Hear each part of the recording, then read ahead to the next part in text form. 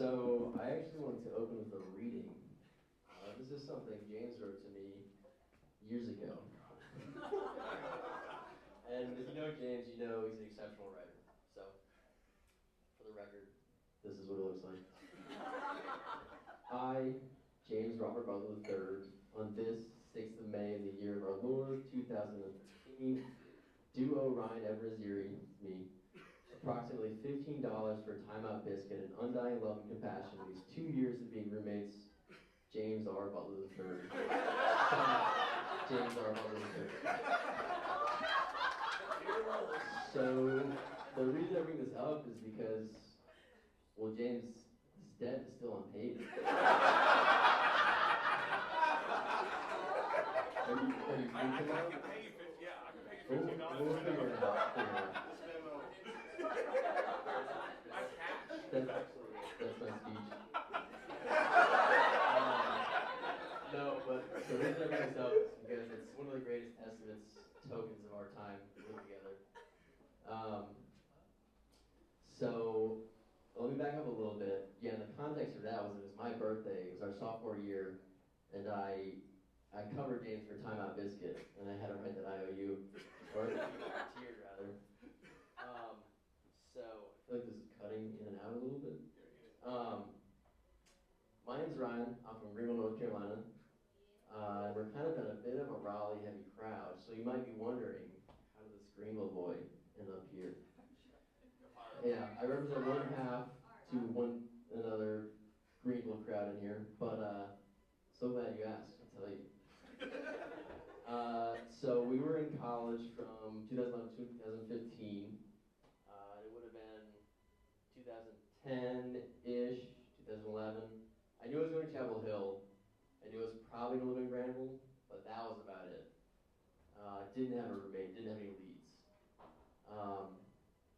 So one day in the run-up, I get a random Facebook friend request from one James Bootler out of Raleigh.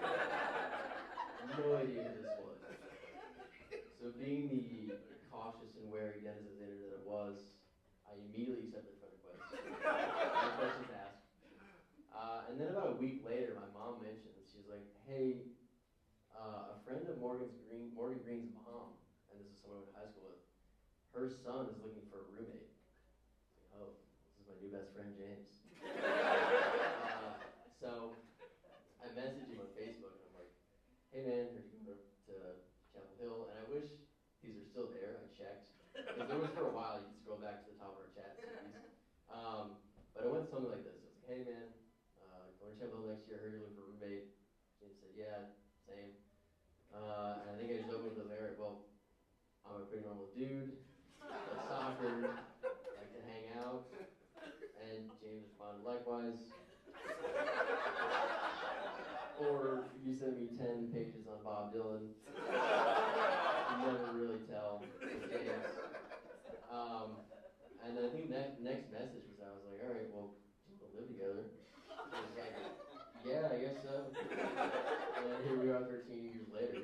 So, some takeaways real quick. Someone random on the internet friends you. 1, immediately accept. 2, move in with them. And then 3, speak of their rehearsal day. So yeah, that was 13 years ago. So freshman year, we moved in together. It's a little rocky at first. There's some kinks to work out. James has all this art on his wall, and I have none. And all of his art were these bands I'd never heard of. And man, he could talk about those bands like at length. I didn't know anyone could do that about anything. But we figured out things click. We're both clean-ish people, and we are both relatively normal. So it worked so well. Come the end of the year, we're like, hey, do you want to run this back? And we do. So we move up 1 floor and across the hall. That was it. So college progresses. We actually almost, towards the end of sophomore year, we almost lived together again junior year, but fell through. We're still in touch. We're good friends. Eventually we graduate. We move out. He goes to Villanova. I'm back in Greenville.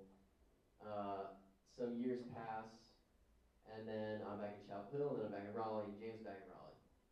So I've been in Raleigh for under a year, and I'm looking for a new living situation, just kind of short notice. And I get a call from James. I think I was an RDU at the time. He was like, hey man, our third roommate's moving out. If you want to move in, so that might be perfect. So here again, James and I moved in together. And this was me, James, and Preston. So it was me and two butlers. Tossing the butt. And it was around this time as well that I met Emily. And I really think the first thing I thought was, all right, well, James better not mess this up. But then as time went on, I was like, all right, here's someone who can match James's intellectual foibles. So time progresses. Eventually, Preston's like, guys, I'm moving out. Wasn't a surprise. So now we're back to me and James. Once again. So immediately we bunked our beds. We moved back to same as in college. No, but things keep going. A few years pass again. I'm not sure how long. And eventually James breaks the news. He's like, hey man, moving out. And at this point, I graciously accept his offer to move in with him and Emily. That's true, you can ask them. At which point he informs me that I won't be alone for this venture. And now it dawns on me, like I get the idea here is that Emily's gunning for roommate number one. So I have to start thinking, is Emily ready for this? For prime time, the big leagues. So for example, how would she handle a late night discursive thesis on some band she'd never heard of? And their impact on modernity. Whatever that is, James. But sure enough, got to know Emily, knew James, and she has passed with flying colors for my rubric. So here's James and Emily, and Finding, your forever